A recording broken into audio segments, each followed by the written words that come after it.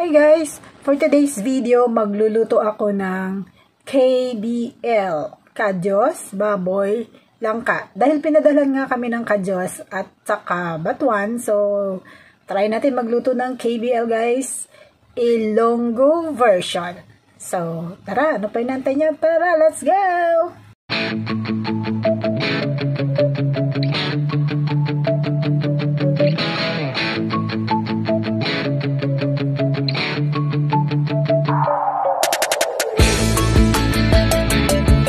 Hi guys, ito ang ating ingredients sa ating KBL. Patang gamitin natin guys, actually pwede kahit anong part. So yan ang kadyos, sa nakakilala ng kadyos. Beans, family din yung kadyos. Tapos yung ating langka. Hiniwa ko na lahat yan guys at hinugasan ko na para tuloy-tuloy na tayo. So yan ang ating panggisa, sibuyas, bawang, luya. Tapos magic sarap ang ating panimpla. Naglagay na ako ng asin sa pork guys. Then maglalagay tayo ng batuan para alis lansa at maasim-asim. Itong pinaka-itsura ng kadyos guys. Tapos yung ang ating pata, malinis na yan. Talagang tinanggalan ko pa lahat ng buhok yan. Tapos yung langka, ang mahal ng langka guys. Then yung batuan, pinadala sa amin yan. So yan ang pinakapanggisa natin at panimpla natin sa ating KBL. So tara, mag-umpisa na tayo.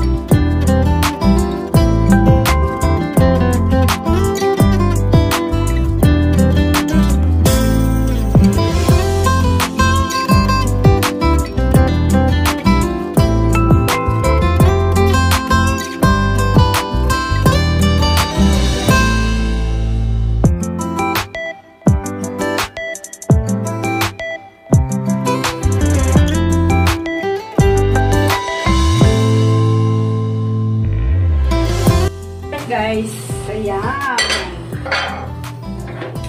Wala nang tubig Tsaka wala siyang oil.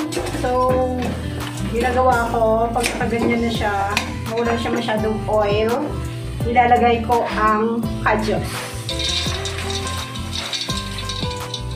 Ayan.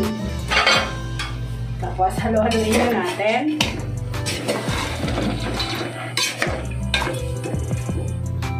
Siyempre, di ba wala na siyang tubig? Ilalagay na natin yung ating tubig, guys. Pwede hot water or ano, akin, tap water lang to. Kasi hindi ako nakapag-init eh.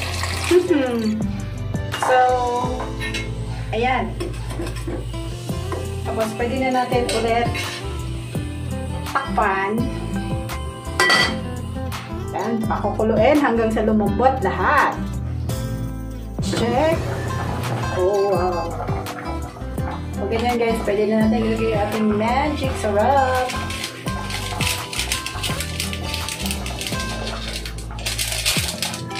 Ayan. Tapos, takpan lang ulit.